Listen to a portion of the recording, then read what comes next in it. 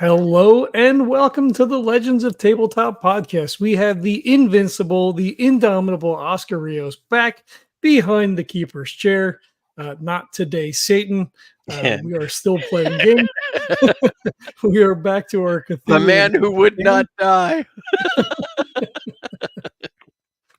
We will be picking up our story after the events of the Golem of Antioch. Wow. Okay. And Macrion and Doreena are heading to Egypt. But I'm going to kick this over to Oscar and let him do all this. But yeah, we're going to Egypt. Okay, so while recovering from your exploits and ordeal in Antioch, a letter arrives from Macrion inviting him to give a lecture at the Great Library of Alexandria in Egypt. And it is a private lecture, invitation only, very exclusive to a select group of scholars. And as the librarian who's inviting him says, fellow light bearers, which is a code word for people involved in the Shadow War. And the topic they wish him to speak on is his year-long journey. I think you were in we said we were in Britannia something like 18 months. Something like that. Something like it was like a year and a half in Britannia. Your year and a half exploits and exploration of Britannia in general, and in particular your encounters with the mysterious she. Lots of people are very interested in them. And you're one of the first people who've been to Britannia and back who's made a legitimate, believable claim to have had dealings with them. Backed up by the fact that your companion carries a she weapon.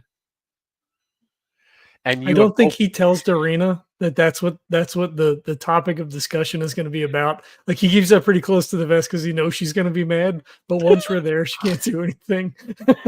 Right. I'm just angry thinking about this right now. And you're looking forward to getting back to Alexandria because you haven't been there in a couple of years and you actually own an estate there. Which is funny because it's on his character's background. He goes, "Oh, I own a house in Alexandria." I'm like, "No shit." So it happens, happy circumstance there. What else? Oh, and they said that they will give you a full tour of the library, and the attached shrine temple to the Muses. It's a collection of beautiful art pieces from all around the empire dedicated to the Muses, and it has the very interesting name of it's the museum. Yes, and that's where we get the term museum, the Temple of the Muses, which is attached. It's like it's attached. It's part of the Great Library. So the first museum is you'll be getting a tour there. I thought that was pretty cool. Any questions? No. So you told me to roll a 1d4 before we started playing. Dorothea No, we'll say she is there. Okay. All right. Okay, so you arrive at the port of Alexandria, and long before you get into port, you see like the top of a structure almost be above the horizon. And as you sail closer and closer, the structure becomes more and more visible. And eventually you see the city. And the structure that's been slowly coming into view is just a massive fortress lighthouse on a small island at the mouth of the bay. And this is the great great lighthouse at Alexandria. Yeah, it's it's still standing. It doesn't fall until 12 something. So you pull into the bay, which is narrow, and it has a lot of the shipping lanes are difficult, so there's a lot of maneuvering, which is why the lighthouse is there to guide people in. And before anyone is allowed to get off the ship, a pair of guards and a scholar comes on board. and they say anybody who's disembarking, we need to search your luggage. Is this a new procedure? You roll your no. I just put my stuff out. Like, I don't know any They better. glance through it, and they're probably going to say nothing. But we'll get to the meat of it in a minute. Is that an EDU roll? Yeah, yeah. Okay. Should be fine for you. Yeah, 40 under 90. They're So looking for books. Oh, I wonder. I probably have a couple of books. Okay, you make a luck roll. All right. Ooh, that's going to be an 80, so probably not. You failed? I don't know what my luck is. My luck is, what is my luck? 64 right now. Okay, they were like, they basically they look over Doreena's luggage and she has no books, so she's fine. And then they look over yours and they said, oh, and he looks it over. He looks over the titles. He glances at one, and he gets to this one scroll and he looks it over. And he says, I'm fairly certain we don't have a copy of this. I'm going to confiscate this for now. We're going to take it to the library. We're going to make a copy. You can pick it up you can pick up your original in a couple of days. Yes, that'll be acceptable. I could always have it copied at the house. I'm returning from a long voyage, and I look forward to returning home. I could have had one of the servants do it for you, but if you insist, I'm sure that's fine. Well, we trust our scholars. Small mistakes can lead to big problems. So, and he writes something out on a piece of papyrus, and he puts his wax stamp. He goes, this is your ticket. Give us 72 hours and you should be able to pick up your original at the library. Yes, thank you. And then they let you guys disembark, and then they search the rest of the ship. Is this what they always do when you come here? Well, the great libraries here. Standard, yeah. They are always on the lookout for new information.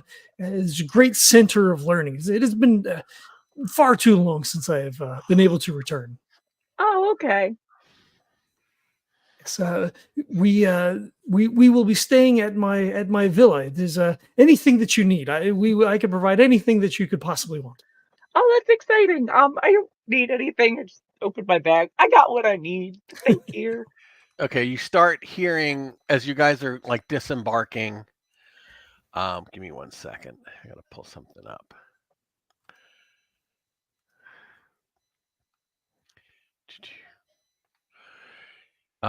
You hear Master Macrion here.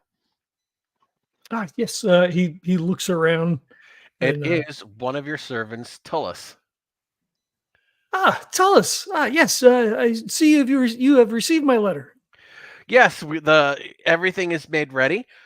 We have we have a palanquin ready for you. Ah, excellent. Tullus, this is Doreena. Anything she needs while we are staying at the house, you should provide. Of course, and I guess the our master is our mistress as well. And he says, hold on. I'm standing frozen, waving, and just not processing anything that Macrion, like, no offense, Macrion, in any way, but, like, I've known you through adventures, and we've talked about things, but this is, like, really real. And you've got people working for you and stuff, so I'm just standing there waving, smiling. It gets better, Doreena. He says, the Lady Doreena's organized a small reception this evening to welcome you home. Yes. Just a few friends. The mistress as well? Yes, she's quite well and looking forward to seeing you. Ah, excellent. Let us not tarry. Oh, yes. And like he just starts to tell you all about his live-in girlfriend. Yeah. That was also on his character background that we totally forgot about. Well, I haven't been home. Mentioned her. Oh. Oh, well, yeah. I mean, we've been quite busy with adventuring. Yes. Well, yeah, Yeah. it must have just slipped my mind. Absolutely. Okay, so you get to the house, and it's lovely but modest. It's not an overly large villa, but for like a single man, it's large enough. It's got like 6 bedrooms, a garden, Only 6 bedrooms. and there's only a dozen servants.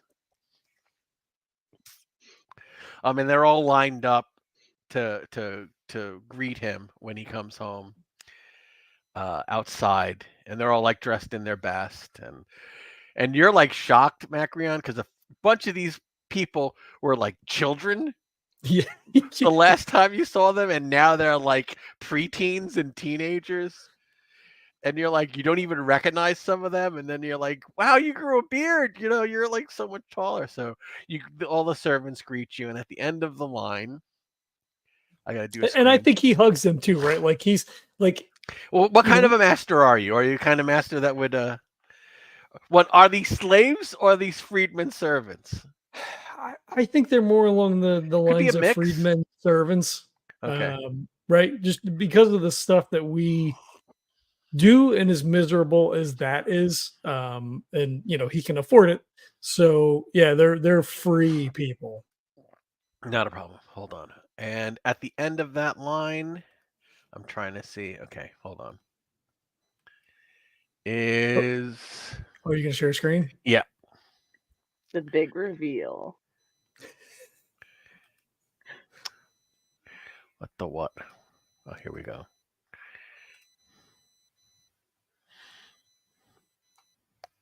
Is Yeah. Lady Doreena. No, Dorothea. Dorothea, sorry. Dorothea. Good job, Macrion. She like Good job. you have not seen her in 5 years.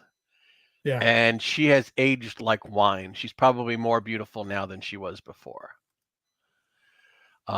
She like curtsies to you, with respect, and she says, welcome home. I trust that you will find everything in order. I've done my best to keep a good house in your absence. And she like comes and gives you a kiss on both cheeks, and then she like wrinkles her nose and says, "Prepare a bath." He goes, "The master smells of the ocean." So like she stands on ceremony and he does not. So she says all that, and he just says, "Ah, my beloved, it is so good to be home." And he, she kisses him on a cheek, and he just, grabs her and gives her a kiss, and And like puts an arm around despite her. her more than 3 decades, she still giggles like a young girl when you do that, and pushes you away. And she says, "Not in front of the help." He laughs and, And she says, "And who is this?" And she looks at Doreena, and Doreena, you see her eyebrows knit.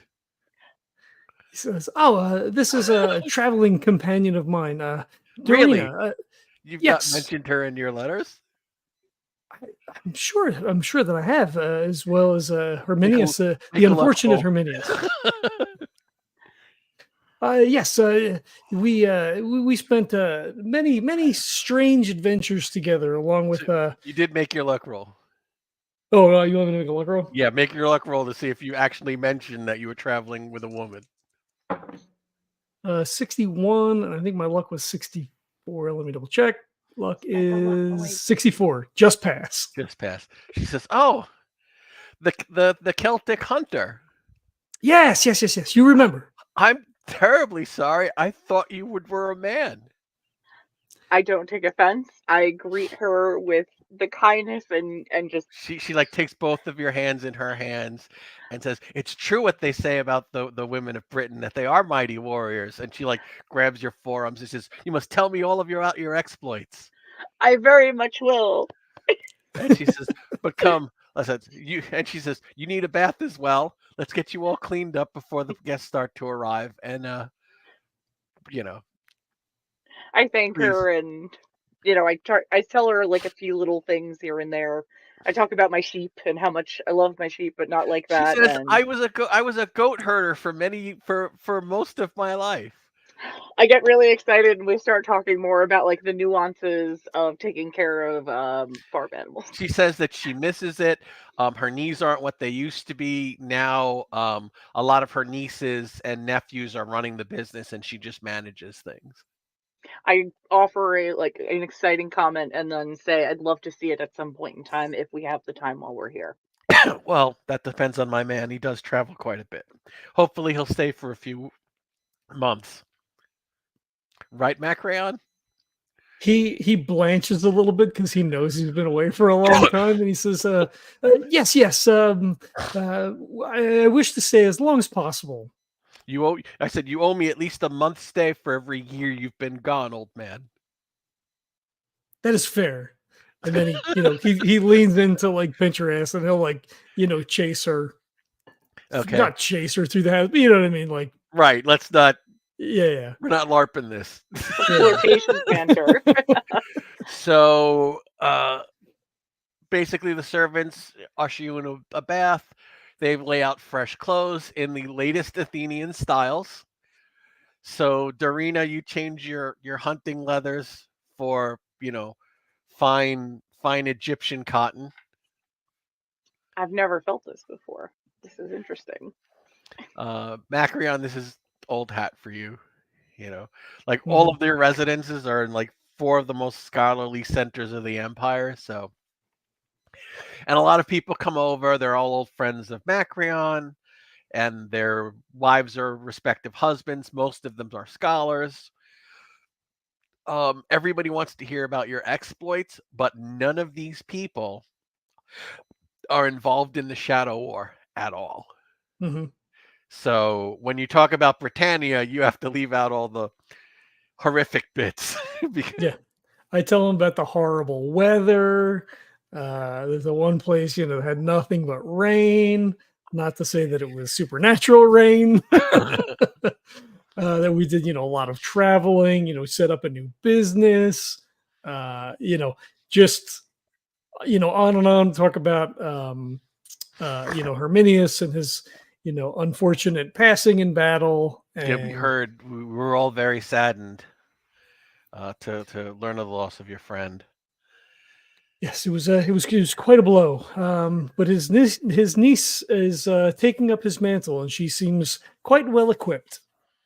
Well, it's good. It's good that family had a legacy, but she's got some very large boots to fill if she wishes to become a witch hunter like her uncle. She does indeed. She seems to be well on her way. The family seems to have a gift. Okay. Basically, everybody comments on how thin you look. And they're like pushing hors d'oeuvres on you, and towards the middle of the evening, she had the lady of the house has arranged for some poets and musicians to come in, and they do like a rotating set of entertainment, and then the party winds down, and you're all very full and very drunk and very tired, and have an excellent night's sleep. Macrion sleeps a little less than Doreena. Understandably so.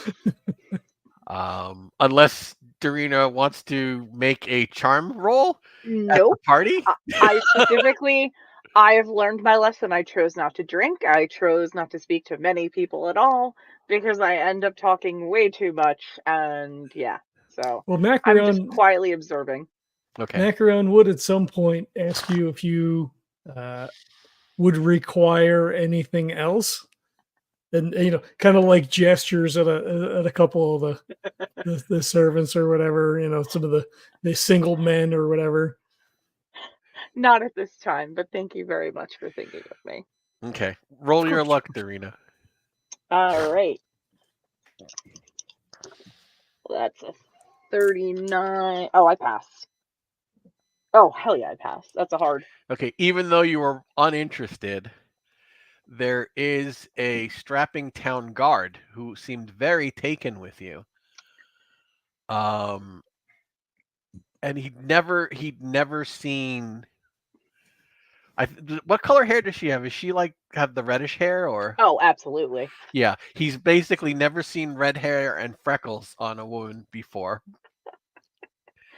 I'm like a dime a dozen over there. What are you talking about? And he basically he's had a few cups too many, but he seems very sweet and sincere, and he's told you you're beautiful a couple of times, but you're like, okay, thanks. I'm good, thank you. So it's because you said you're just not interested in that level of socializing right now. Nope. But in case it comes up, let me give you his name. In case I want a booty call. Absolutely. Well, or get out of jail. All right, that's fair. I'll accept that. His name is Kanta. Kanta. K-A-N-T-A. He is Egyptian. Well, he's a Roman citizen. We're all one big happy empire. Except for the barbarians. Is it fair to say that I have the head of the satyr that I choked out in my study? Do you think? Would you have kept it? Would you have had it stuffed? I don't know.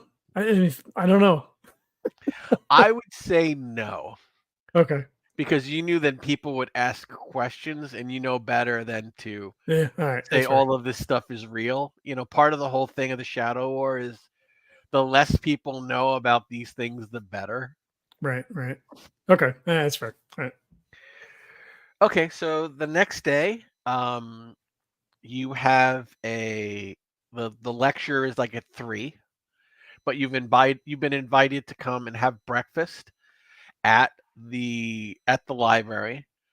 Then just after sunrise, basically you've been invited to the museum for a sunrise breakfast, followed by a tour before they open of the museum, and then a full tour of the library, then a light lunch, and then you'll have an hour to prepare whatever notes you want for your lecture, which should last about 1 to 2 hours. And then that evening, there'll be a reception at the Great Library. Is it fair to say that Dorothea would know about what I do? That you fight creatures, monsters. That you fight monsters, and yes, right, because I'm gone for so long, and the inexplicable scars and mental trauma. Right, I feel like she would have to know. Right. And like that, you traveled with the most famous witch hunter in the Empire. The people in the Empire believed in witches and they believed in magic, so that's not really that odd. And they do believe in monsters and stuff, but I mean, I killed the satyr that was trying to grab her, so like she also knows that things are not as they seem. So you've saved her from a mythos entity. That's how you met. So yes, she knows you fight monsters. She's seen you do it. Right. So then she comes. Then I assume. I mean, he would at least, ask her to come with. She blushes and she says, "I was hoping you would include me. I haven't even picked out an outfit." Of course, I would never. I couldn't dream to not include you in something such as this. And she says, "Oh, woe is me to be sitting through another one of these boring lectures. You'll have to reward me after for being such a good companion." She just giggles. And she says, "Oh, I guess the outfit is part of my reward. It was quite expensive." He laughs. He just kind of like, waves a hand like, it doesn't matter, whatever. Says, whatever it takes to keep you happy. She said, I had the steward I took the liberty of having a new outfit made for you for this fine occasion. I'm afraid it may not fit properly because you've lost so much weight. But it's like these beautiful scholarly robes. It's like you look at them and like they're gonna get so dirty because you're used to like being an adventurer and not just a full-time scholar. So we'll skip ahead because the whole group is not able to play at this point. But you tour the library. You have a light breakfast at the museum where you are entertained. Then you are given a tour, and it's almost as if every fifth exhibit, the artist who created it is there to answer questions about it. So it's like sculptures and mosaics and beautiful works of pottery. There are playwrights there, and poets, and it's just there are statues to the muses. Like each wing is dedicated to a different art.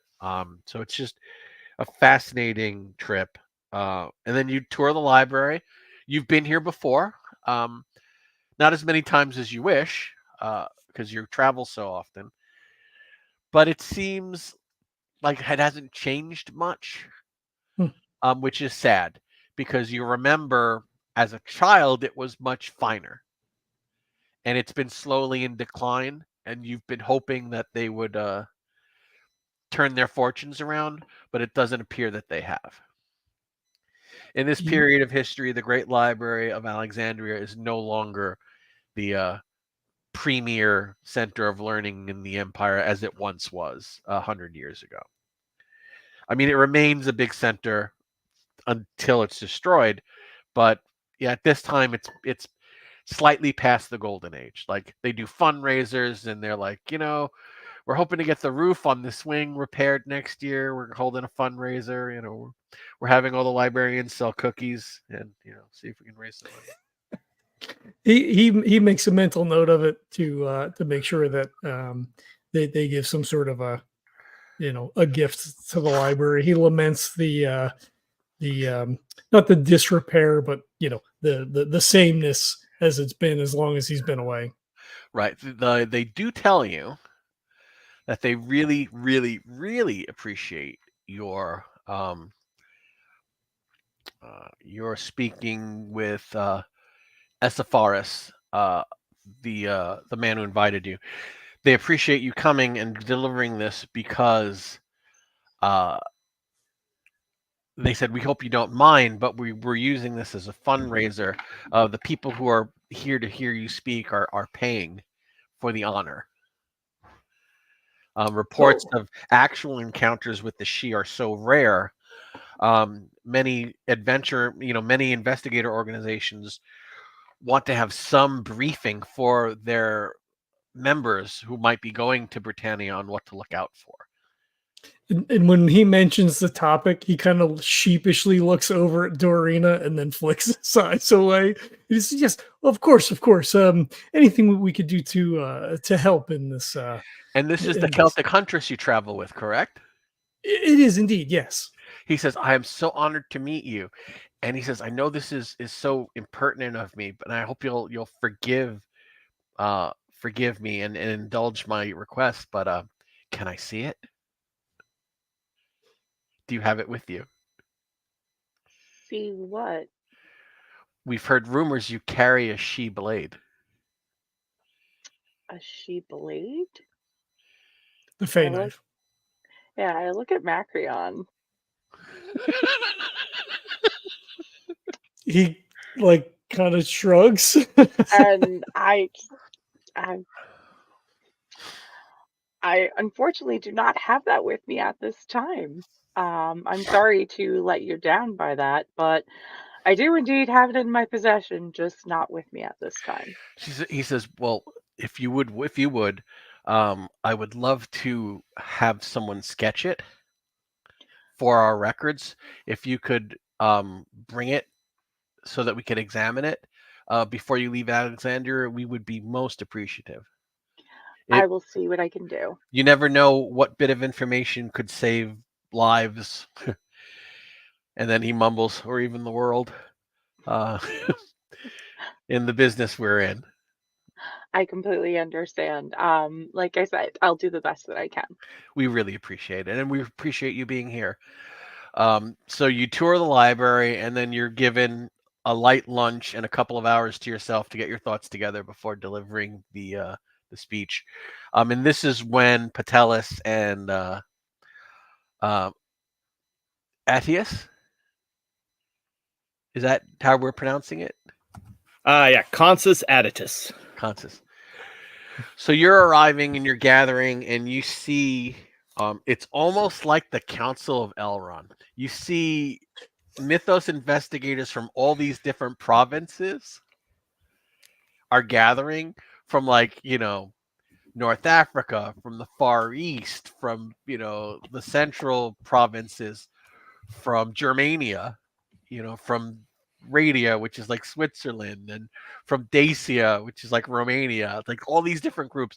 There's probably 100 people. And they're all in delegations of like two. And you're like, wow, this is a huge gathering. And you're there with the old man and the scribe. And Petelius will say that you've kind of fallen in with what's his name again?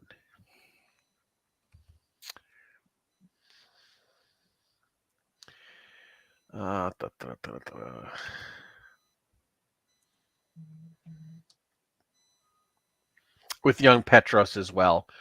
Because he's like, out of all of the scribes here in Alexandria, he's one of the youngest, one of the closest ones in age to all of you.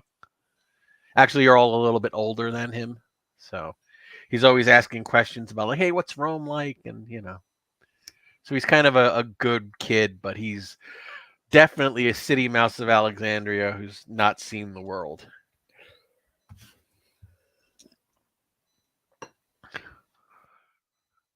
All right, so is there anything you want to do before the lecture, Macrion? I think at some quiet moment, even though Regina is no longer on screen, he comes over and grabs, Regina, like, grabs her elbow and is like, so I didn't want to tell you before we arrived because I know that this is a touchy subject, but it is quite important that we share any information that we could to broaden the knowledge for other investigators. Okay. So what did you want to share with them specifically? Well, all of it. These are fellow investigators. Things that we say here are told in confidence among equals. I respect that. That's fine with me. Do you wish me to elaborate on anything, or just stand by if you need any clarifications? As they wished me to give the oration, if you would just be prepared to perhaps clarify anything that I may have forgotten, I will definitely point you out as we proceed. Absolutely. I'm excited for you. Yay!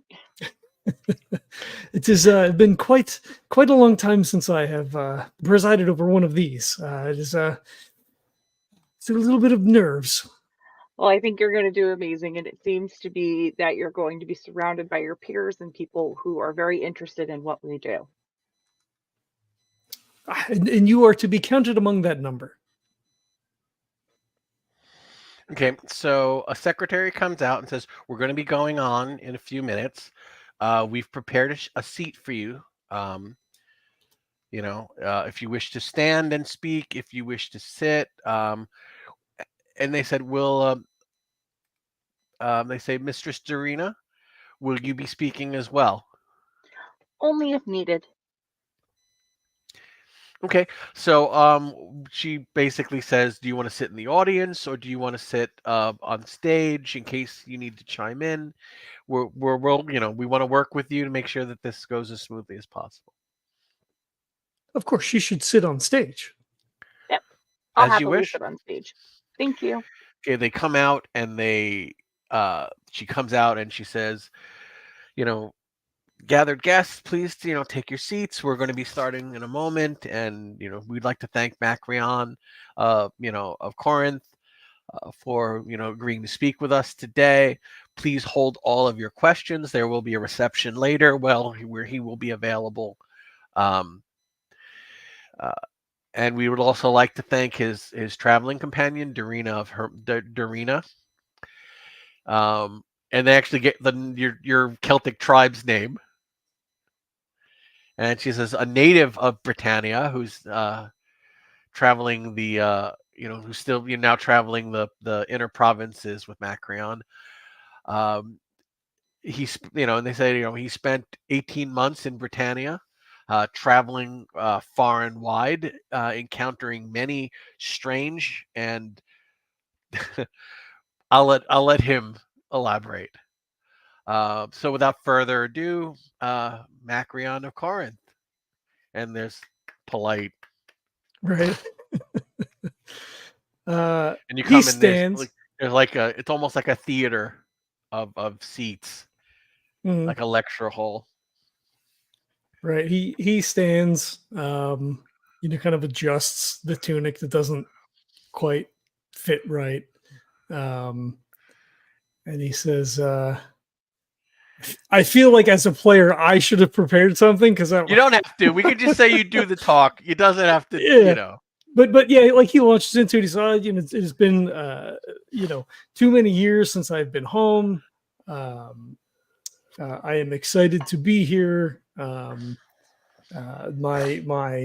beloved is as happy as you are that I am home.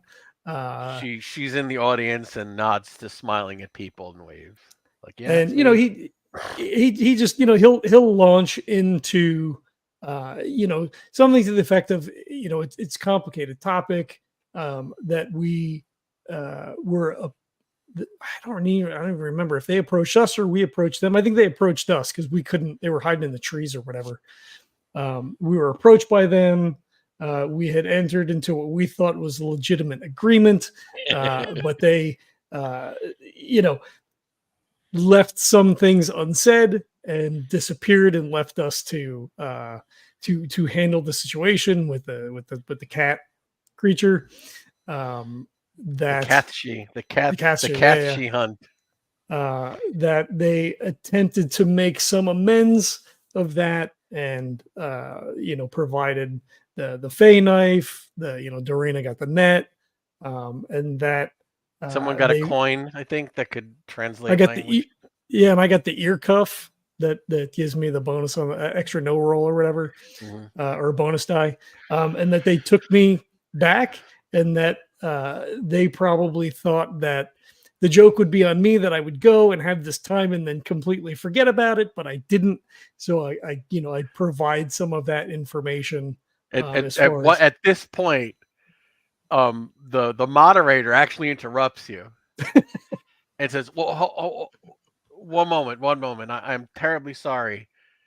And you see everybody in the audience looks really confused. What? To clarify, are you saying you visited their realm? And like he stops and then he thinks about it. Yes. They wish to make some amends, as I say. There's a gasp. Like throughout the audience, there's like a gasp of "Holy shit!" And then people are like, "Food? Did you age differently? Did you eat anything?"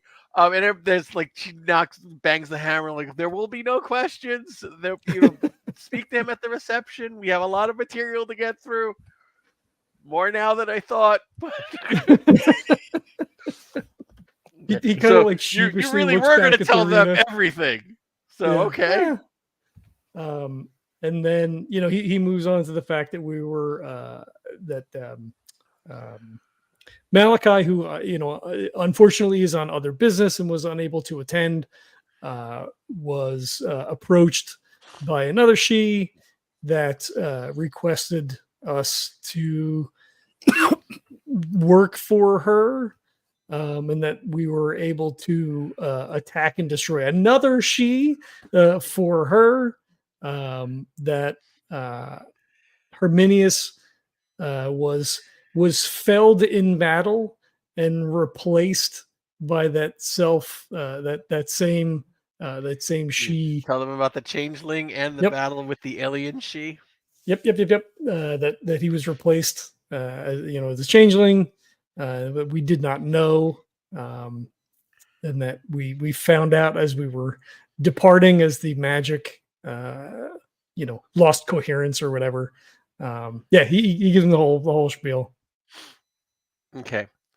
So at the end of this meeting, Uproar. no, a priest comes out and actually presides a prayer and swears everyone to secrecy upon concord. That this information was shared by our esteemed follow in good faith for the betterment of mankind. And it is not to be disseminated lightly. It is only to be used to spread light where there is darkness. Do you all solemnly swear? And of course, everyone joins in the prayer and swears. Okay. You're almost mobbed by people coming in, and of course your lady steps in and says, look, he's tired. He's just arrived. You can see how thin he is. Give him some air. We'll be at the reception and, he'll be available, but I'm going, we really should retire, for a brief after, I'd like him to lay down before the party. It's like she's totally mother henning you and keeping the crowd at bay. He puts an arm around her and says, "Oh, I need to follow doctor's orders." And I assume, like, as we walk away, she's like, "You did not tell me about that." She was like, she says, I don't know whether to be mad at you for not sharing these things or grateful that you don't, because you would have come home and I would have had not a single hair in my head that was not gray for fear of of losing you. She goes, why must you take these risks? You're not a young man anymore. Train an apprentice. Yes, well, you don't want to wind up like your friend with only a niece to carry on his work and no legacy. As she says that, I kind of go to tears silently. I say, but yes, someone must undertake this battle, and who better than those of us who are already involved without scarring someone else? She says, you were on that dreadful island for 1.5 years. You've not been home in 5 years. When is it enough? There are younger men who can carry the torch. We'll speak of this at length. You've given me 5 months. Stay. I hope to convince you to extend that. So she takes you back to the villa. She has the servants give you a massage and massage your feet while you have a glass of watered down wine in the garden. Mm-hmm. And she basically sits there with makes you put your head in her lap while you just rest and she reads. And she reads. So you have a couple of nice relaxing hours. I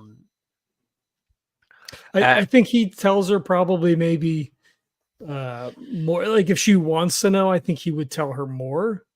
The only thing she asks for is was the fairy queen as beautiful as the legends say? Well, that's a loaded question. I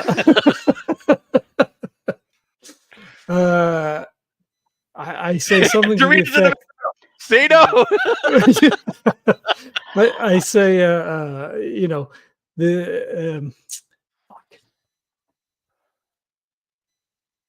as legendary as your beauty may have been, it could never touch yours. She says, I've always found intelligence to be very attractive in a man. And she giggles. She says, you are a wise man, Macrion. I will give you that. I have been called worse. And she drops it at that. So the reception goes off, and you're the man of the hour. Doreena, you're also, asked a million questions, not only about your experiences, but about your homeland, about what tribe you are, what's your relationship with the war, with Rome, were you one of the tribes that resisted, yada yada yada. So you guys are just inundated questions, and one of the big ones is, so iron, it really does work? Yes, it does. I entertain all questions and try to keep things light and positive. Okay. All right, so we're gonna hold on. Let me just share this interesting picture.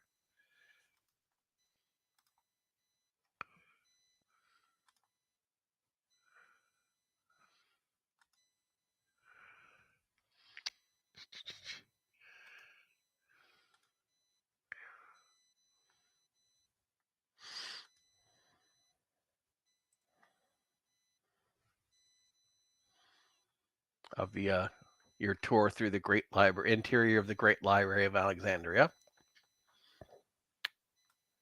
Nice. It's really Okay. pretty. So afterwards, we're gonna actually get to the adventure. Towards the end of the party, when it's now like everyone's asked their questions, and now it's just people talking shop, drinking, socializing. Like halfway through the reception, the guest list doubles, so people know to stop talking about mythos related stuff, as Mhm. other local officials and other people come to pay their respects and get a free meal. People who've donated to the library, of course, if there's a reception, they get invited, but they don't necessarily know anything about the mythos. So you're no longer as in demand. But one of the third chair does come over to you, Macrion, and Doreena. Actually, more to Doreena than to Macrion. And he says, "Forgive me for bothering you in your hour of triumph, warrior maiden of the Misty Isle. I am Agrippos. I am a scholar and an academic. This is my grandson Petros and his friends Petelius and Consul. I wish to speak with you and Macrion if you're available for a few moments.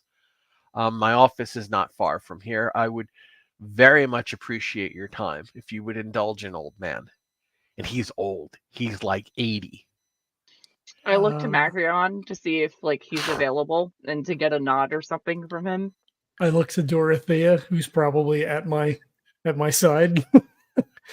And she says, "Of course, he'd be honored to assist you with anything you need, esteemed scholar." And she bows. And he takes her hand and kisses the back of her hand and says, And "Doreena." she says, I have some. She says, a few old friends have just arrived. I'll catch up. Find me after. Of course. And she kisses you on the cheek and whispers, 5 months. You promised. He solemnly nods and doesn't say anything.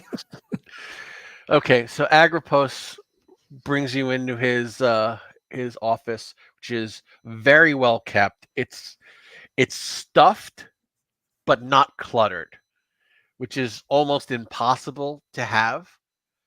But it shows that he's got really good staff who organize everything. He sits you guys down.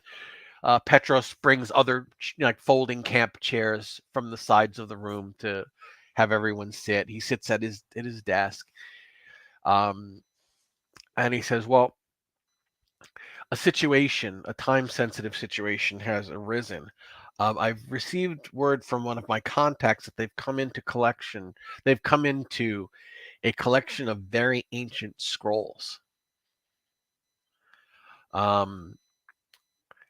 am told they are from a temple of Thoth, the ancient Egyptian god of magic.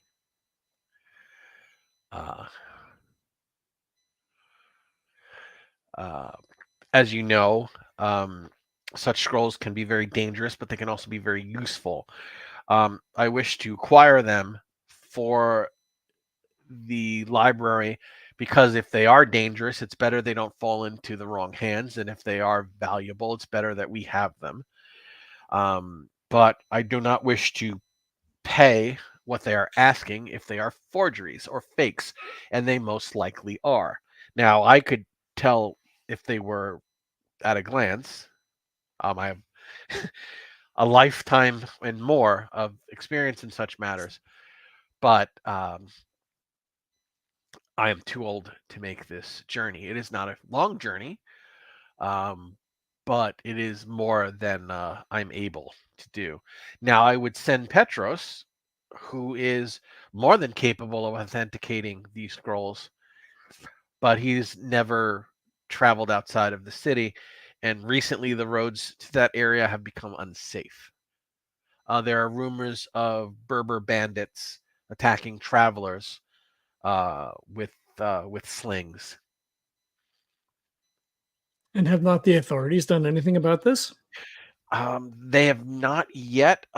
They are investigating. The town of Ostracine does have a small garrison, so we think that they are investigating. But it is a 3-day trip between Alexandria and Ostracine. That's a great distance.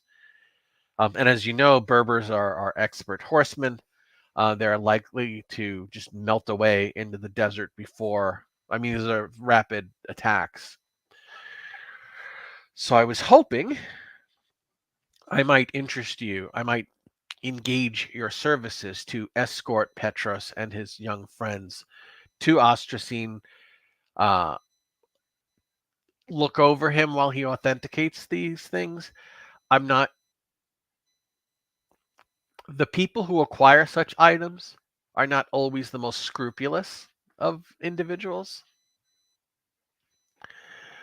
So I mean, these are the kind of people who would decide they're going to keep your money, keep your scrolls, and roll your body into a ditch.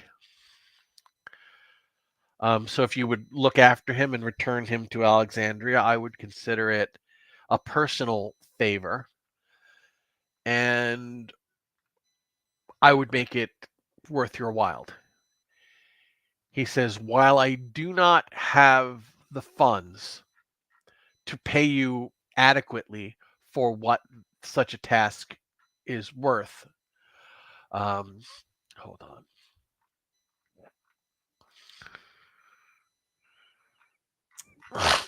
I would be willing to give you this. And he passes you from inside of his sleeve a scroll, Macrion. He takes it. It is a very thick, long scroll. And you can see that it's been written by him. It's like personalized. And it contains 3 items of folk magic. At a glance, you see there's a spell to have wild animals befriend you for a 24-hour period. A spell that will compel ghosts haunting an area to come to manifest and answer questions. And a spell to protect your goods from theft. Okay. He says these are very simple magics, but in my time traveling when I was a much, much younger man, they proved quite useful.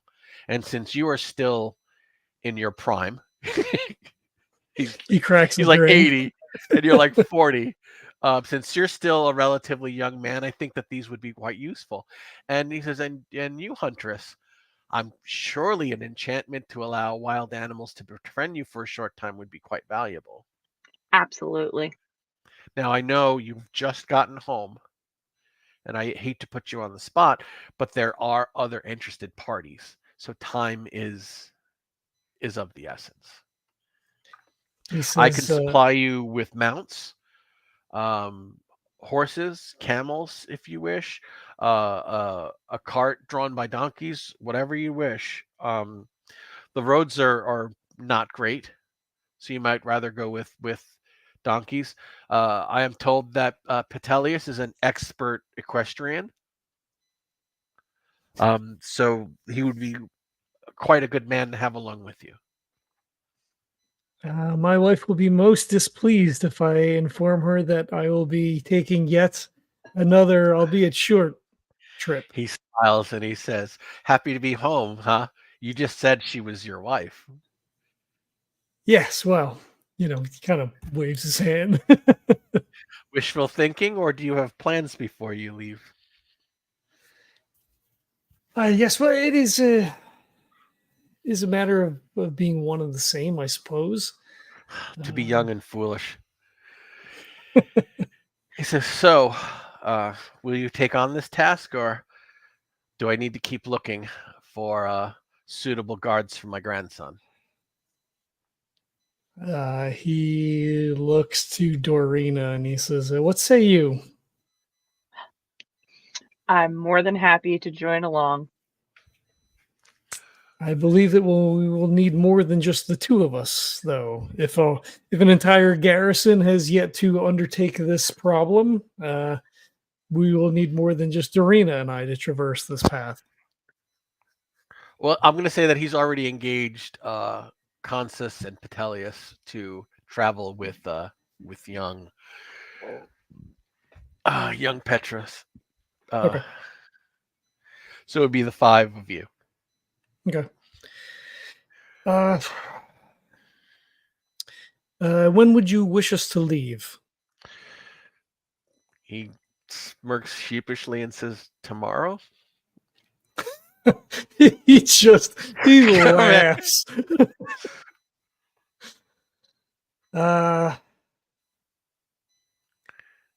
Could it not wait until the day after?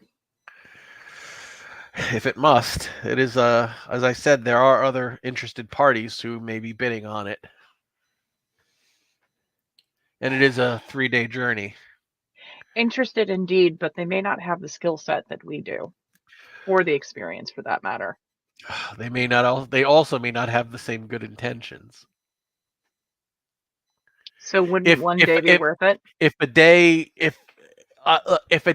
it must be a day later, then it must be a day later. I will not argue. I've already imposed too much, even pulling you away from the reception. We will do this thing you ask. It will take me all of tomorrow to convince her that I must take this journey. Okay. So we'll skip ahead. She's not happy. Bring her back something shiny. I don't say anything to her that night, I don't think. But I think she could probably tell that something is. She says, "You're not home a week.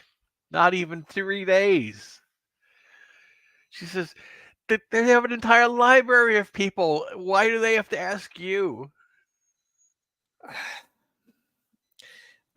I gave him my word. I would put him off if I could.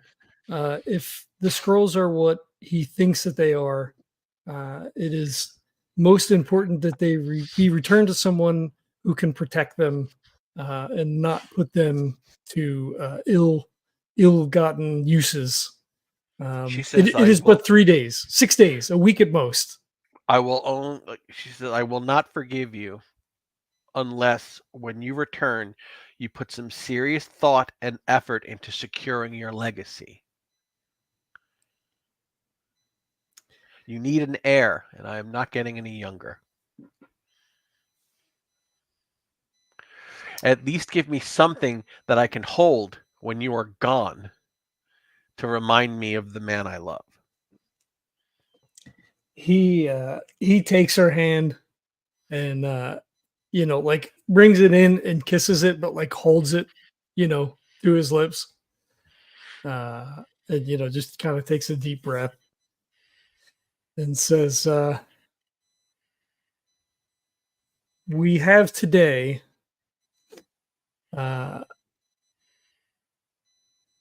will that be enough time for you to have your affairs in order?" The moon is not in the right spot. This is something that we will need to work on over the next few months. Well, not just that. I mean, he's saying, if we get a priest here today. Well, you haven't asked her to marry you. She's just asking for a baby. Yeah, no, I know. Yeah. You should know what the hell you're talking about. Yeah, all right. Yeah. I nudge him to the side to get him to stop talking. They're not having this conversation with you in the room, Doreena. I was there. My bad. I'm sorry. She pops out from under the bed. Hey guys. Would that legitimize that in a, you know what I mean? So like if we had a child, would that actually secure No, that wouldn't anything? mean that she's your wife. That would mean that she's the mother of your child. Yeah. She's not bold enough to ask you to marry her. But she is selfish enough to demand you give her a child because you leave her, Yeah. No, I get it. So he says, so I think he's like, he's like on his knee in front of her, right? Holding, with the, kind of kissing on her hand, and says, have Tullus fetch the priest. No. She says, get up. No. Ask me proper when you come back safely. It would be 1 week where my heart would be on the edge of breaking every moment that you're away. Do not do this to me. Ask me proper when you get back. It'll give me a few days to pick a nice date on the calendar that all of our families can gather. This is nuts. I've waited this long. I'm not rushing into this. He doesn't say anything. He just nods. And she says, get up. So he stands up and he just, he gives her a big hug. And he says, a week, no more. And she says, you can leave tomorrow. I don't need another day. The sooner you go, the sooner you're back. Again, he nods and he says, perhaps we can start tonight. It won't work, but we can practice. Okay, so we're going to skip to the next day. How do you guys want to travel? I mean, what I think horses probably, right? I mean, we don't want a cart if the roads are bad. We also don't want to go against competing businesses right now. So, weren't we told that horses might not be the best animals to use? No, they were told that the roads were bad, so carts, like a donkey-drawn cart, might not be the best to travel on. But mounts would probably be better. Yeah. So how much are we talking about in terms of scrolls and whatnot, or are we just looking at them? Petra says that he's told it is a collection of 7 large scrolls. He has a backpack that he can put them all in if they are authentic. He also has the money to pay the guy the agreed upon price if they're authentic. He says that the man's name is... Second.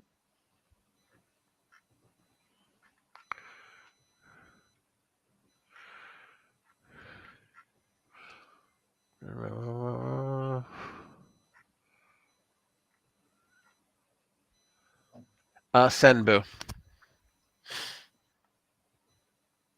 He says, I never dealt with him, but records show that my grandfather has bought scrolls and other artifacts from him in the past.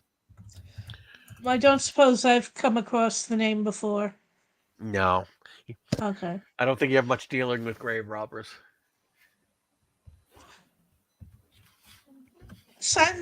Never mind. All right. So we probably don't need a cart in that case. So 6 horses. 5, 1 for each of you. Maybe a 6th to trade off and so on. And you can not have a 6th horse to carry everyone's packs, so you can travel a little faster. Also, to be a decoy in case somebody is after the scrolls, we can send that horse off with what they think of the scrolls. Just in case. Okay. All right, so you can leave at dawn for Ostracine. All right, so the first day of travel out of Alexandria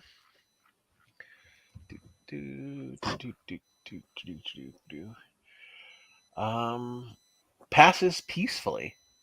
There's not a lot of traffic on this road because Ostracine is not that large of a place. It is on the road leading east. It does eventually take you all the way to Judea, Palestine, but you'll still be in Egypt. It's only a few days outside of the city. So the first day passes quite normally. I mean, we're not going to Antioch, right? No, nowhere near there. That's okay then. Okay. We already did that. Yeah. After the first day, the area becomes more arid, more of grasslands than the lush fields and orchards, at the base of the Nile. And I need everyone to make a natural world roll. Ooh, I didn't even pass that. Oh, I Ooh. assume I get it at 15, not 30, right? Because Right. I'm at Hard default. pass. Okay, Doreena's of course, the Oh, Huntress there you go. is a hard success. You know. I got it on I the nose. passed. I got a 14 out of 15.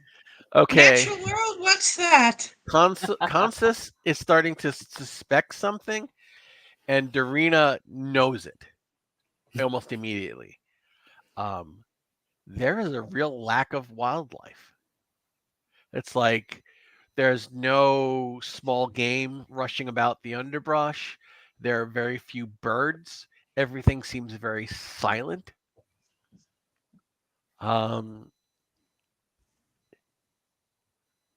The only and through the day, the only thing you really see are vultures circling in the distance.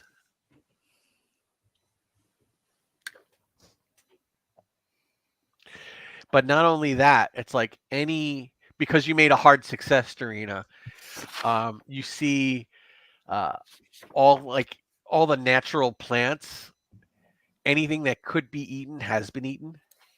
Like all the fruit's been picked up. There are places where tubers have been dug up. So it's almost as if this entire area, like hours upon hours of walking, it's just been stripped of everything. But to the untrained eye, nothing would appear amiss. So I'm gonna doubt it just a little bit and ask Macrion because I'm not used to being here. And I just whisper to him not to make everybody else notice, but is it normally like I slow my horse down? Is it normally like this? It is much too quiet. I haven't seen any animals, birds, anything. Just vultures. Like when it's drawn to your attention, you do notice yeah, wow, I haven't heard birds singing for hours. Yeah, I passed too. Oh, you passed too. Okay. Then. Oh. Yeah. Yeah. Yes, no, it seems quite strange. As the two of them are having a low hushed conversation between them, Consus will just kind of look around and he lifts up his sun-brimmed hat. He's like, "This landscape has the touch of death upon it." You think? Just quite astute, quite astute, Consus. Touch of death. Petrus urges his horse forward to be just behind Doreena. It says, "Huntress, I'm very happy that you're here.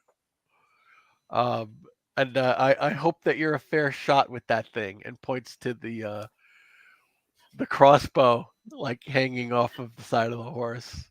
I wouldn't be here if I wasn't. Is there something I should be loosening my bow for? I'm sure I'm not as good a shot as you, but I don't The problem is I don't see anything. And there should be something. Everything looks desolate, and there are no animals other than some vultures anywhere. And if Macrion is telling me this is not normal, I truly believe this is not normal. All right. Okay, so it is night of day 2. Do you want to set watches? Absolutely. I think Gonna so. have Yeah. to. Okay, Gonna have to. who's on what watch? I'll take first. I'll take second. Okay, what do you want to... Should we split our watches? 'Cause since we don't know them as well. I think 2 and 2 makes sense. 2 and 2? Or if you Yeah, we like do. 2 and 3. That's a valid idea. I will work with Petelius. Okay, we're gonna say that first watch is from like 6 to midnight, Okay. and second watch is going to be from midnight to like 6 a.m. That works. Okay, So I guess Consus and I have the first watch. sure. Okay. And which watch is the kid on? Oh, he'll whichever, actually. Actually, he stays on watch with Macrion, so he basically Yeah. just peppers him with questions because the kid's a scholar, and this is a much older scholar who's traveled the world, and this is a kid who's never been outside of his home city. So he just talks God, your when ear I off. first came here, he asked me everything about Rome, didn't he? Yeah. So he's like, so you've been here and you've been there, and so he talks your ear off, which actually kind of helps you stay awake for your watch. But by midnight, you're like, I just don't want to hear his voice for a while. Consus was maybe you should turn yawning in. almost immediately. All right, so second watch, I need you both to roll a listen check. Sure. Not at all. I pass.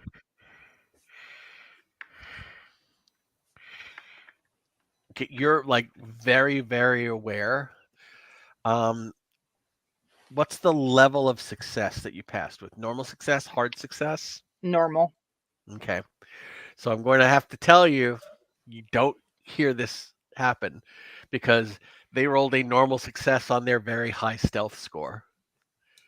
So you are shocked that something got this close. You hear one of the horses just start squealing in terror and just kicking its legs and then fall over. Okay, I'm probably drawing a blade and heading to the horses. And you see that there's a leopard clamped around its, basically around its snout, and it's wrestled the horse to the ground. I wrestle the cat.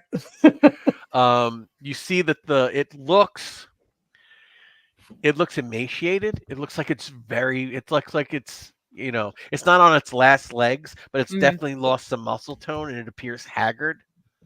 So you figure it's got, for it to like sneak this close to a lit camp, It's starving. it's desperate. And if you don't get it off the horse in the next round or two, the horse is dead. Does that wake the rest of us up? I assume that's not a quiet sound. Yes, no. There's a horse squealing. Yeah. And the leopard is just raking its back claws into it and like fighting and wrestling it down. Okay, so party's round. Do we want to go dex order or? Well, everybody who was on first watch, you're not reacting this round. You're waking up. Right. Do you already have your bow out? Because if so, I'll let you you already shoot declared you drew your sword and charged forward. So that was your action. Yeah, basically. Okay, Doreena? So I would have had my knife on me, but I don't think that's something I'd actually use going that close to that a leopard. I don't think I would have probably never seen that or to know what that is. It's not as big as a Kathshi, thank God. Yeah, but it's not something I've never experienced. Like I wouldn't necessarily be like, all right, I'm gonna go after this with my knife. Right. I'm probably gonna Your have crossbow to was in take your my- lap. I'm probably gonna have to use my crossbow then. Okay, go. All right. Nope. How much did you miss by? 20. Make a luck check. God. Oh, I passed that. I got a 10. You almost hit the horse. Oh, thank God I Okay. didn't. So here's the thing. I don't actually have a sword, so I'm going after it with a knife. Okay, it is round 2. Petelius, you've closed.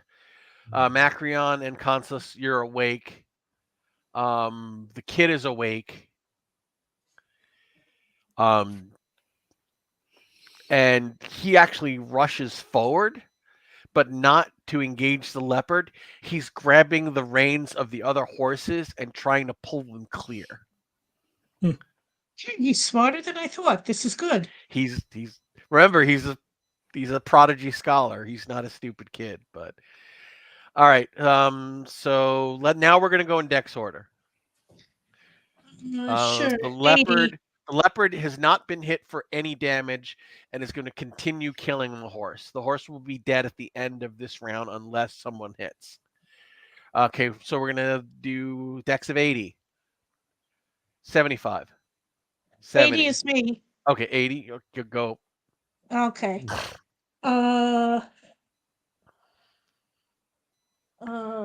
Okay. So that is a miss. I forget. Can I spend luck in combat? I think so. You can't push in combat. I know I Okay. can't push. I just don't remember if I can spend luck. Okay, that's fine. You can spend luck on that. Okay. So on the one hand, I have to spend a lot of luck, but on the other hand, I kind of thought my luck was too high anyway, so... Okay. Seriously, That's not because something you hear a lot, but okay. I have been playing a 6th edition character, and I converted to 7th edition. Oh The yeah, luck- you never burned luck before. Yes! Okay, that's fine. That makes sense then. And again, you also weren't getting experience on luck. Okay, so that means I need to burn 32 luck. Oh, 32 I don't know that I luck. would do that. No, I would get another horse. It's a Yeah, lot of luck. You have an extra horse. It just it's wrong having. Okay. Never mind. Okay, fine. It You misses. missed. Doreena, do you want to reload or do you want to charge with the knife? If you charge Shit. with the knife, you won't be able to hit this round. You'll just be closing ground. No, I'd rather reload. Okay, you start reloading the crossbow. Macrion. I don't. It would take too long to cast the spell, right, on the scroll, to pull the scroll out, to read it, all that stuff, right? Oh no, he hasn't given it to you. Oh, not until we get back. He Right. let you read it. You have to read it, study it, roll the chance to learn it. That was just him telling you what he'll Gotcha. reward you with. I rush at the with my knife drawn. I rush at the cat. Okay, you'll be able to attack next round. Consus. I'm gonna help the kid wrangle the other horses. You get all of the horses away from the leopard, and I mean this horse is like thrashing around, kicking, so it was like at risk of like kicking one of the other horses, and the other horses are like panicked. They're Right. like rearing. So when you're like grabbing them and wrestling them down, trying to calm them down. So that takes everything that you guys can do. That's all you can do to keep the other horses under control. Yeah. All right. So the horse starts going limp and it just starts kicking and it's it's like gurgling.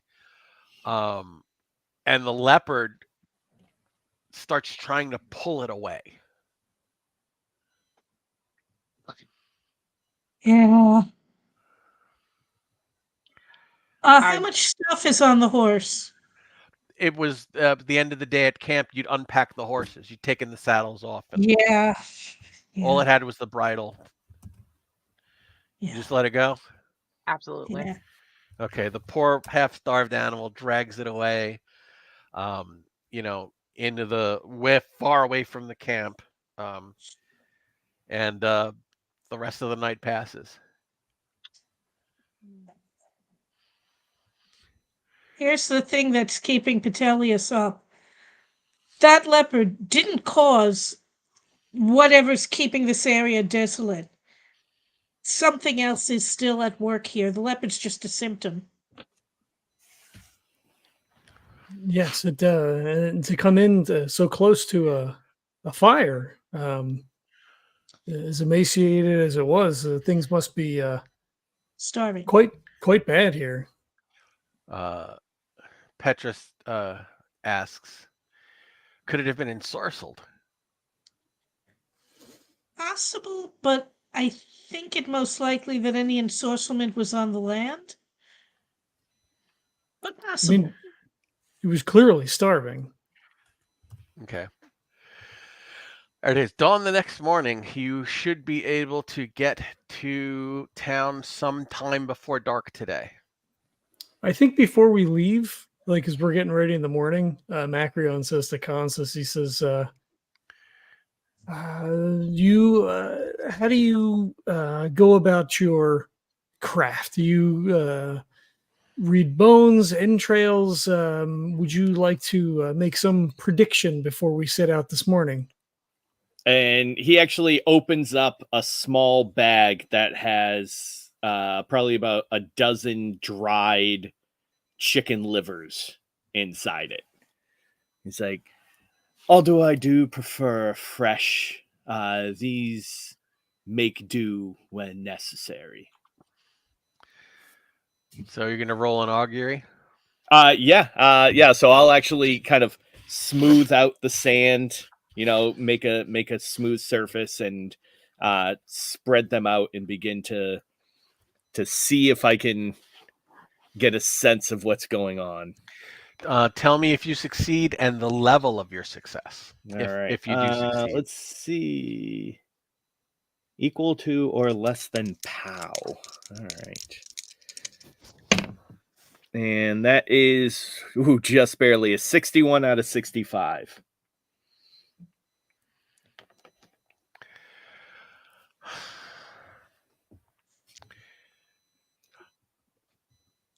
It's going to be a difficult day. You will not reach the town without facing grave danger. Like the path ahead leads to something that could possibly hurt or kill at least one of you.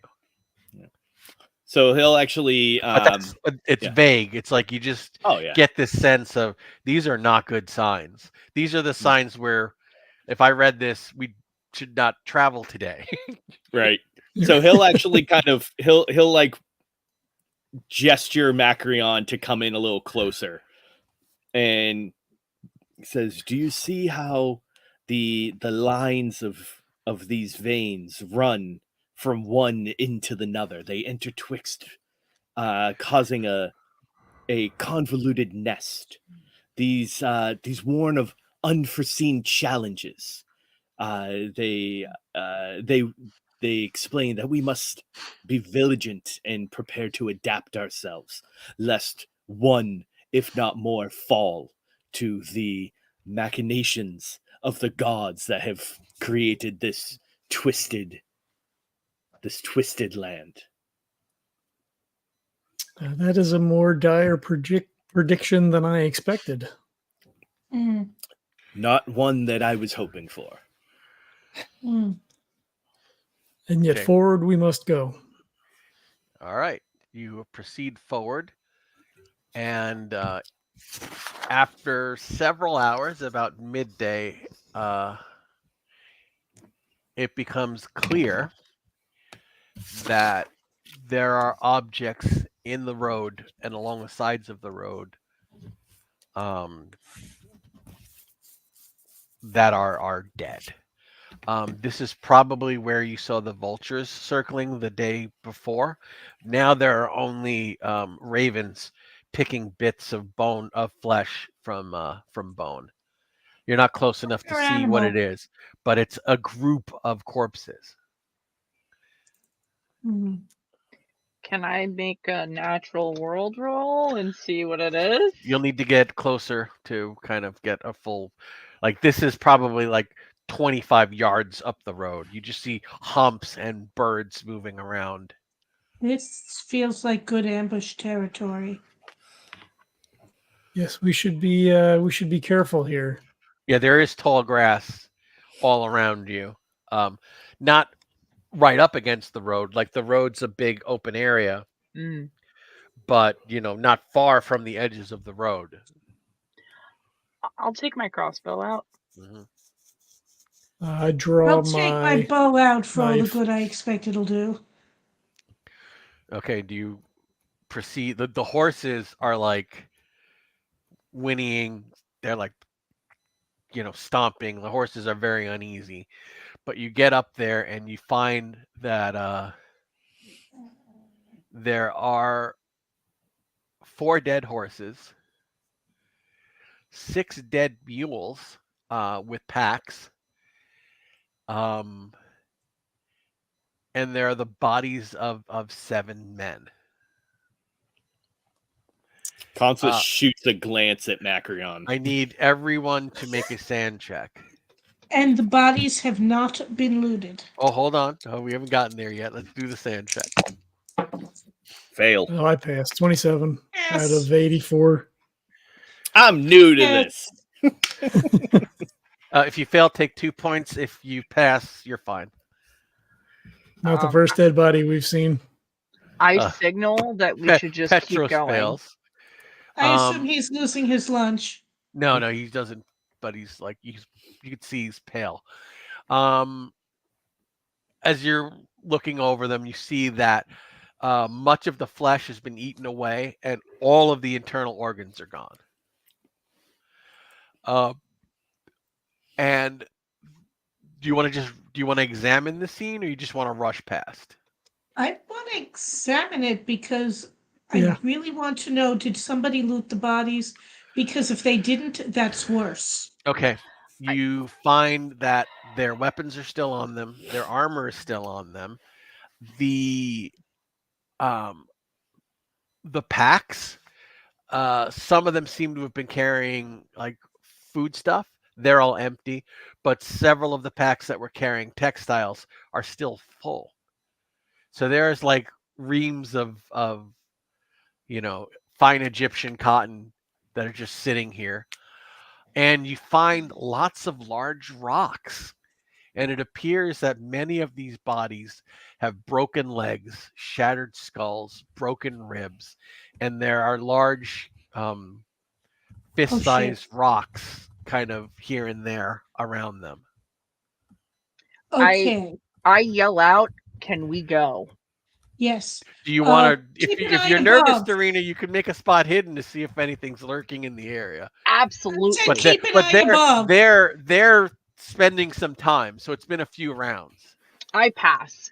Okay, you don't see anything coming, but that leopard got really close, so you're like not feeling.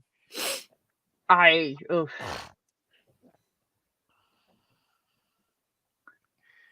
Okay, you don't see anything.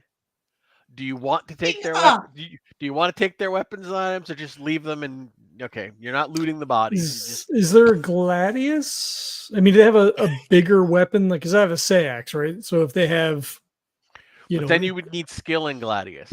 Oh, that's if true. you just have a knife, it's brawl. Right. Okay. Yep. So honestly, it doesn't matter if it does take no more the damage bodies- if you can't hit with it. Right. I take the bodies with us to try to return them to their families, but that's not doable. No. No. And I'm literally you'd have to put these bodies in sacks. We can always come back. Remember, we have to return home. We can always come I'm back. scanning the sky as we go because I'm thinking rocks falling on people. Is there something in the sky I'm missing? Okay. All right. So, I would like to make a Cthulhu mythos check. Is there anything that we've encountered or heard of that would eviscerate and eat all of the organs from something? That could be any one of like 10 creatures. So Yeah, I mean, okay. yeah. it's too generic. Okay, It's also a leopard.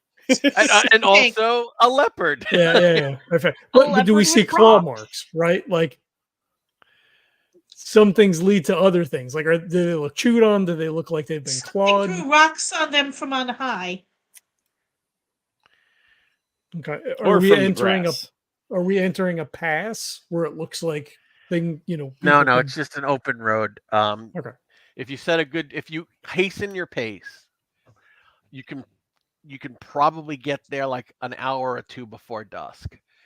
But you would be trotting the horses. You would be moving at speed, which would make it harder for you to spot an ambush.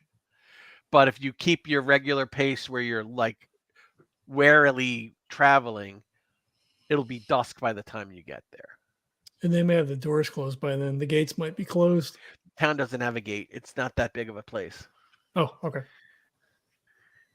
It's like a little outpost. So are they likely to let us in after dark? Well, they can't keep you out. There's no gate. In that case, I don't see any point in rushing. Okay. I don't like this situation. I urge the party to let's just keep moving. Okay. So you keep moving. Yes, but I don't want to be prey to an ambush. No, agreed. Okay. So it is just about dusk. The sun is starting to set. And Do we hear- see the place up ahead? you at start least? to see the sound. Okay. The town starts to come into view. And it immediately strikes you as strange. Because even though the town does not have a wall or does not have a palisade or any kind of a formal fortification, it appears that a haphazard fence has been erected, made up of like overturned carts, Mm. tables, that sort of thing. Are they under siege? And that's when I need everybody. Hold on. That's when the attack comes. Yep. Hold on, let me.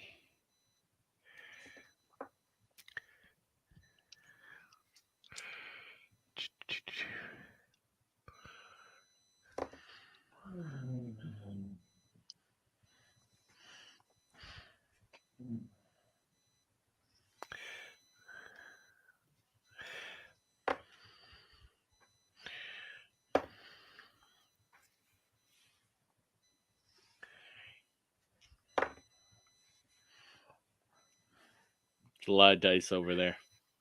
I don't like the sounds. 5 to 11. Got to be a cliffhanger.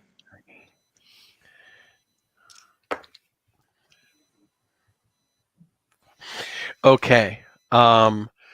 Suddenly, from like all around the grass on either side, it just erupts into motion, and you see like the grass moving, like rushing towards you, and all of a sudden, rocks are just hurled from either side of the road at you. 2 rocks at each.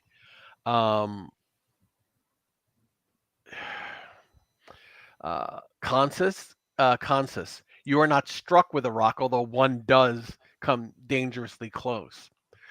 But a rock does hit the front knee of your mount, and you just hear the crunch of bone, and it rears. You need to make a ride check. I don't have that, so this is gonna going to be be base. fun. Can I beat boy. a 5? I cannot. boy. Petelius. Let me just make sure I'm on the right one. I'm a city boy. Do you have any armor? My sheet tells me I have 3. This is a 6th edition thing. I don't know what that means. What armor is it wearing? What specific It armor doesn't is it? say. It literally just says 3. Then it's probably going to be 1d3 leather. Okay, that sounds Okay. plausible. So what happens is you are actually hit with a rock, but it only does 1 point of damage. But because it was by surprise, you also have to make a ride check to avoid being knocked from the saddle, just by the surprise of it. 34 out of 80. I've faced worse. Well, yeah, you're the equestrian. Consus, did you remain on horseback?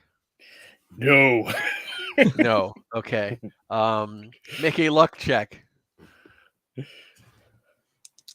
Your That I neck is got. broken. Right? Roll up a new character. Oh, 60 on the dot. Okay. The horse has not fled, but it is hurt. Mm-hmm. But it is not like run off in a random direction. Oh, it can. It broke a leg. Well, no, the leg's not broken. It's just very Oh, badly okay. bruised.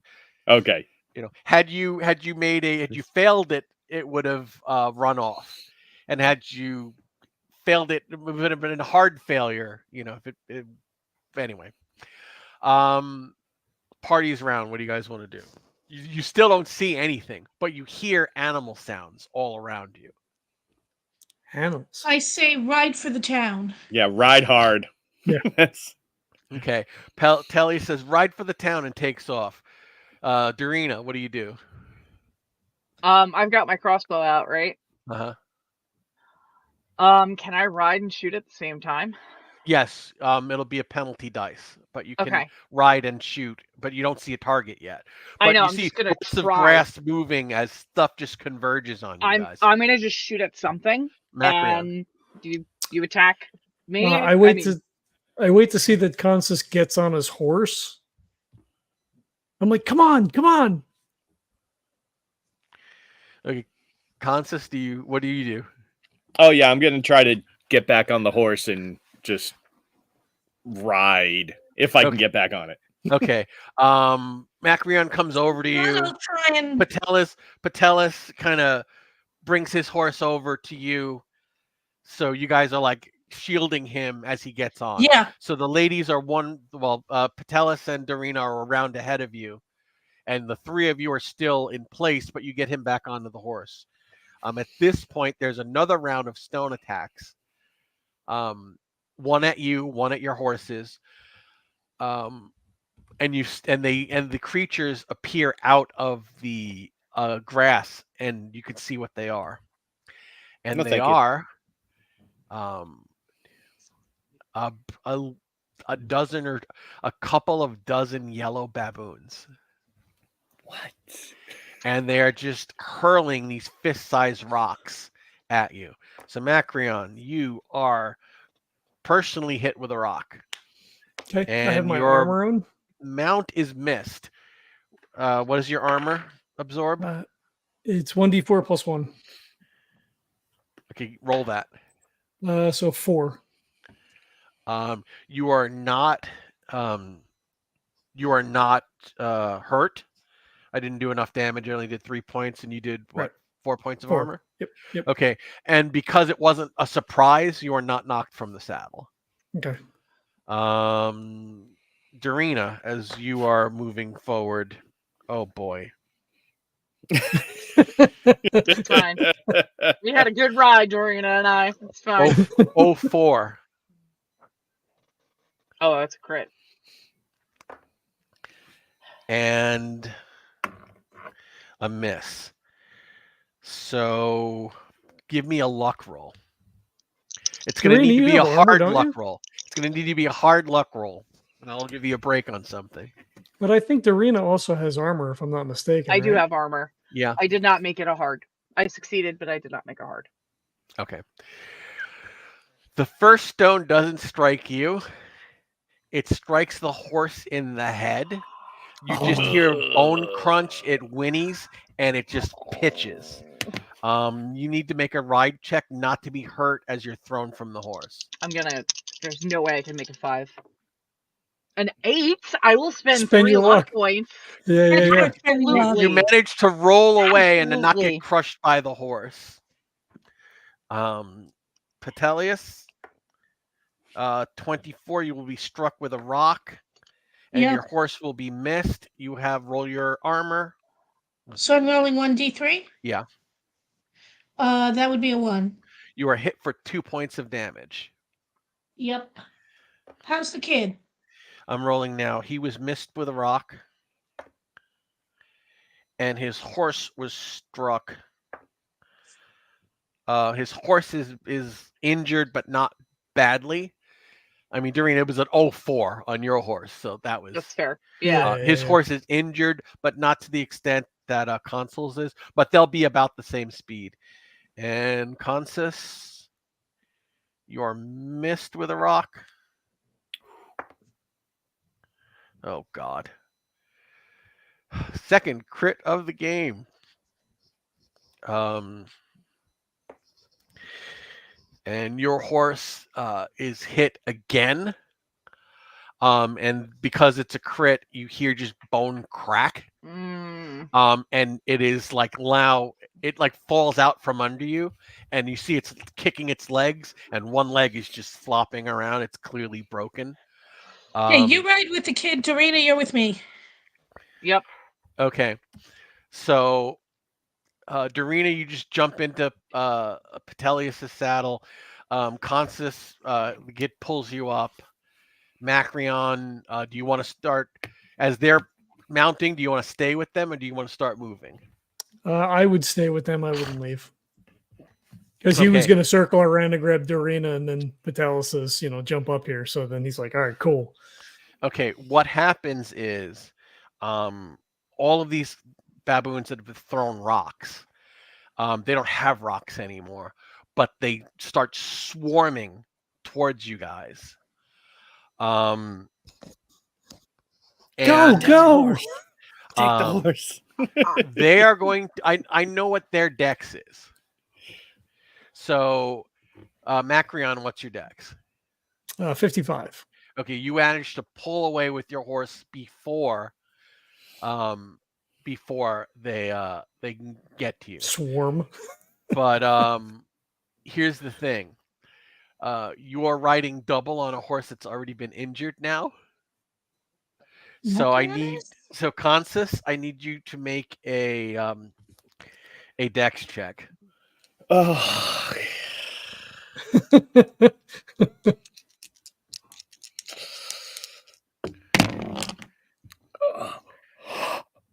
That's an 5. That's an extreme. The horse is terrified and takes off.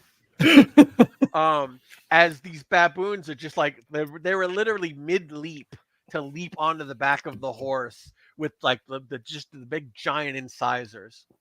Doreena, you wanted to like ride and shoot at a target. I'm doing the riding. She's doing the shooting. Okay, you're riding and you. Okay, so Doreena, you clearly see these guys are getting like behind you guys are clear. The one forward rider is now clear, but behind you see two of the two horses, one riding double, and probably 40 yellow baboons just rushing out of the grass. But that's not the most terrifying thing you see. You see one baboon a little bit further back than the others. He is twice the size of all of the other baboons, and he has the head of an Egyptian hound. That's probably not good. Okay, then. And unfortunately, he is far out of range. And you see, he has clearly positioned himself behind this wall of other baboons. Okay, then. Okay. All right. There's going to be one round of 1 rock attacks on both of the fleeing targets. Macrion, you were missed. Oh boy, you're Consus. You are make a luck check.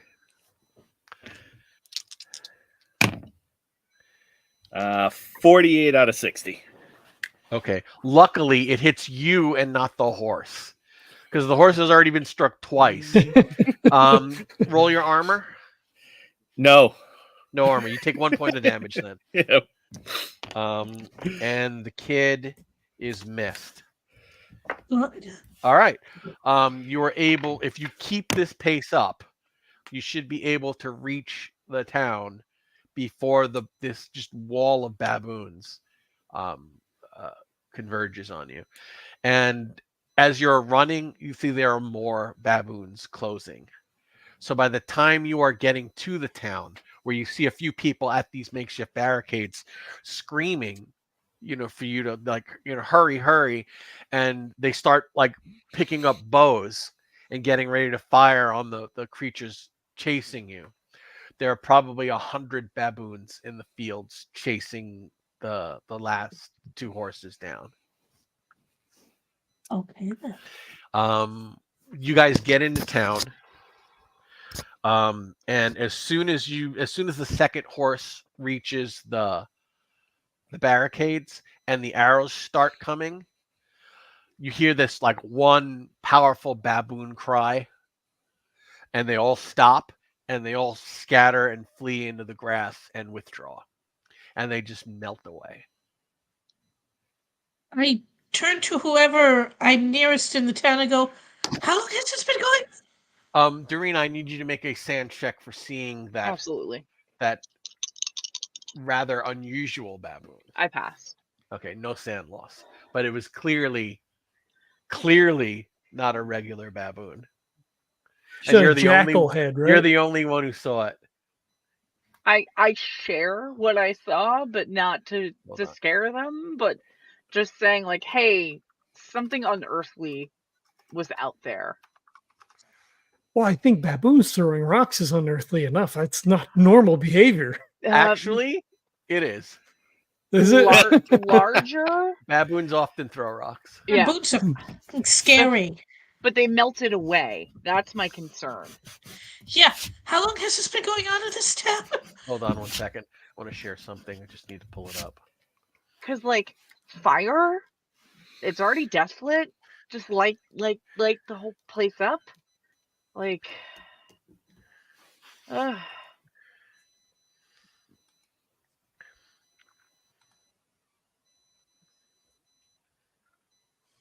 I don't believe most natural creatures should work in conjunction like that to ambush riders. That doesn't make any sense. What I saw, it was big. It did not have the head.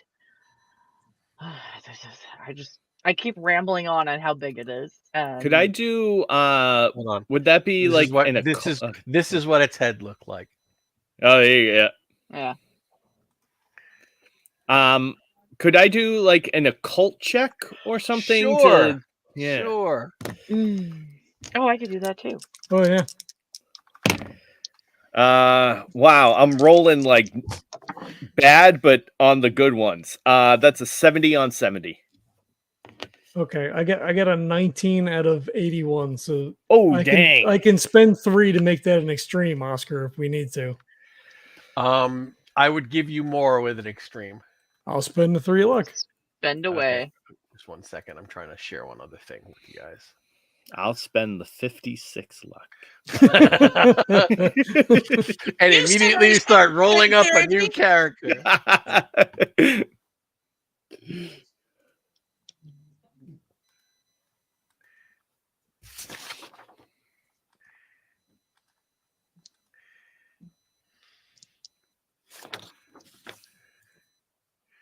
And that is a yellow baboon. You got to censor that one. Well, I didn't have time to prepare slides. I'm doing this on the fly. How big is a baboon? I mean, 50 pounds? Not small. They're not small creatures, no. So you made a Extreme. An extreme. Okay.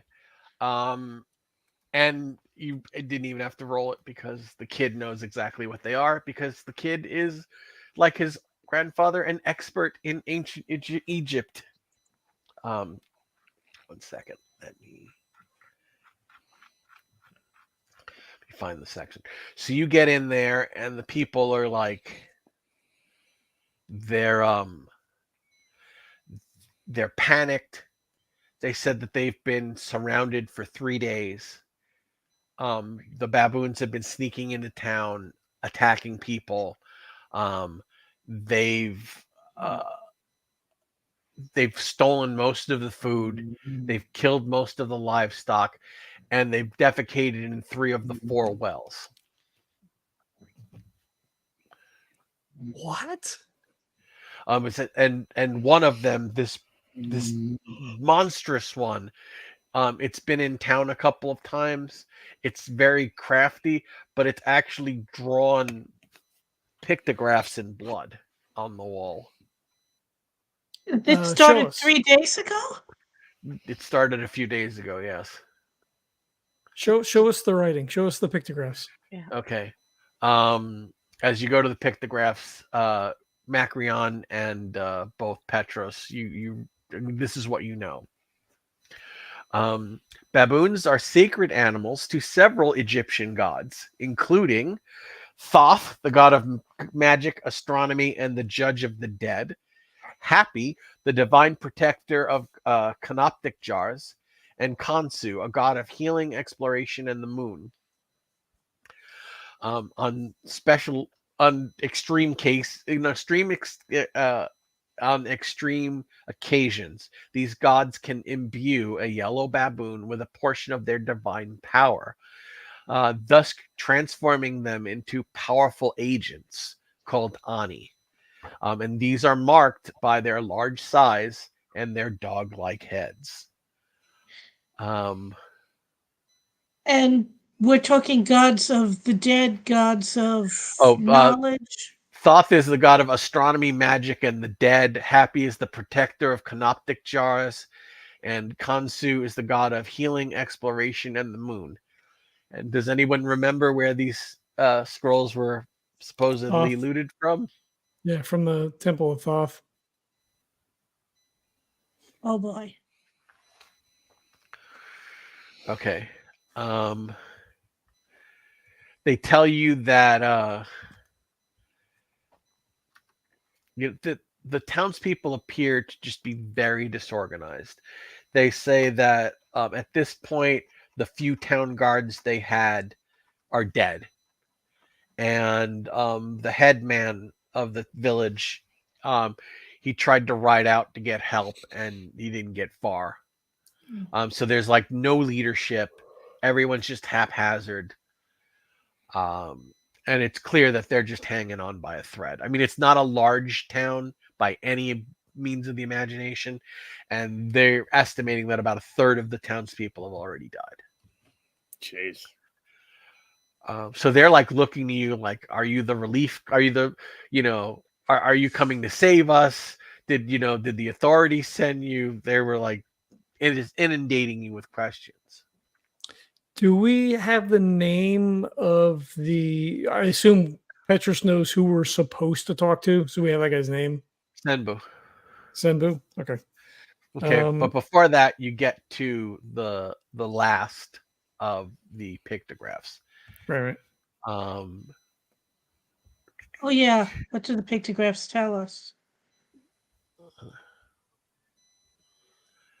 They said that they've washed most of them off because they were written in blood, and a lot of the townspeople thought that they were curses, or so they, whenever one was put up, they washed it down. But there was 1 or 2 that they say they couldn't wash down because they're in areas that are particularly vulnerable to the baboons coming in. And they said that somebody volunteers to take you there, but they say they can't guarantee your safety. Mm-hmm. Okay, so you're still willing to go. Petra says, "I need to see these glyphs to have any chance." Right. So do you take this guy up on his offer? Yeah, I think I we grab a mean, couple of yeah. torches and you know, not like walk right up to the wall, but within sight distance, just Okay. to see if we can't suss out what this is. Okay. All right. I need everybody to Doreena's make. bow at the ready. Yep. Absolutely. You know, Okay, you get to the area, and it's now the sun is already set. The stars are starting to come into the sky. It's twilight turning into night. You hold up the the torches, and there's a message written in blood, probably a day old, so it's already like brown and starting to flake off. But Petros looks it over, and it says it doesn't make any sense. It says return the handmaiden. What were those scrolls supposed to be? The scrolls were just texts, magical texts. Maybe he took something else. Everybody make a luck check. Oh, 7. Okay. Yes. 67 fail. You hold on. Let me see if I can do this nice and spooky. If you'll give me a minute. Sure.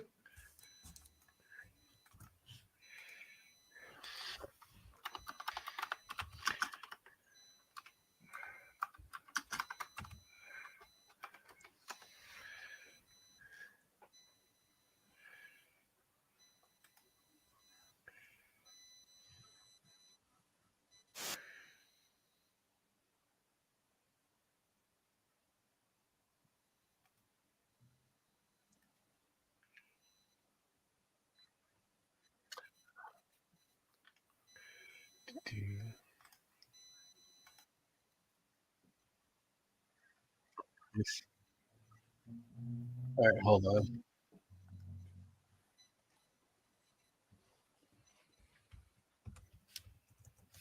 You start to hear this.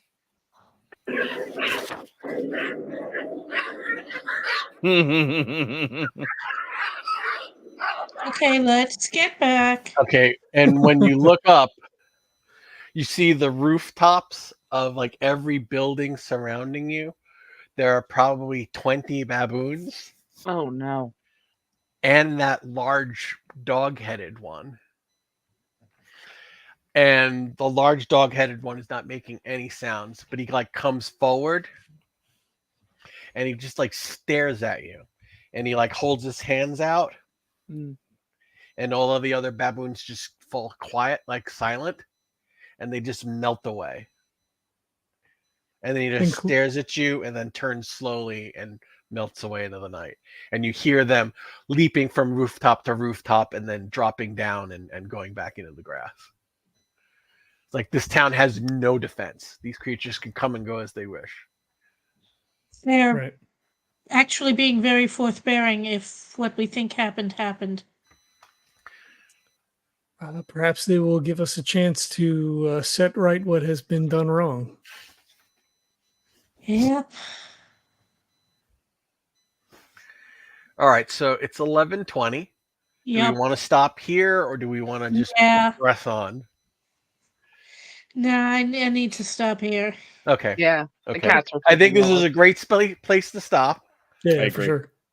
So we'll wrap it up and then I'll ask you guys for feedback because this is a play test. Cool. All right. Well, I want to thank everybody for checking it out. We're glad to be getting back into Cthulhu Invictus again. Oscar, any cool things that are happening coming up? Stuff you want to talk about?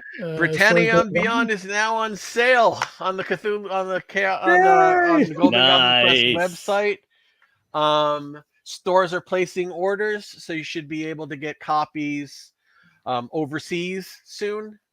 Physical copies, a couple of game stores in, I think, Germany and in Switzerland, some Nordic country. Sorry, it's all foreign parts to me. But there are game store orders. It should be a few copies should be available through Noble Knight soon, but we've got plenty. They're right back there. So yeah, and hopefully we'll be releasing the bonus PDF within the next month. Is someone Uh, growling? That's my husband snoring. Okay. Oh, So yeah, that's all that's going here. I'm preparing to run events at TotalCon in February, and I'm gathering a team to run a block of events, including hopefully a fundraising Cthulhu karaoke party at Rising Phoenix in April. nice. I'll be working my rehab really hard so I can be walking for those events. But for those concerned with my health, things are going quite well. I start physical therapy 2 times a week starting Tuesday. I'm able to stand. I was able to take a few steps with a cane. It is painful, but I can do it. I hope to have my full mobility by con season. So I'll be working hard on that. And Awesome. that's me. That's me and us. Awesome. Cool. Oh, and Lisa and I are working hard at pulling the second edition of the Legacy of Arius Lurko into port. I've gotten over a block, a serious block, and things are moving again. Lisa's been chugging away, so we've got goals. We're not sharing them, but we've got goals. We're keeping our mouths shut, but we've got goals. There's a Nice. schedule, and we're working. That's it. Cool. All right. We have all of our regular stuff. Check out Kurt told me not to say anything, but go to check out Midwest Resin Geek. There's Dice over there. She's got other resin accoutrement that you can order from there. Stuff for Christmas. We're past Halloween, but cute little pumpkins and ghosts and all those sorts of things. So check that out. We have our Patreon up. Yeah. Ratings and reviews on iTunes or whatever your podcatcher of choice is. Super helpful. We're happy to be back to Invictus. So thanks, everybody. We'll catch you next time. Veil.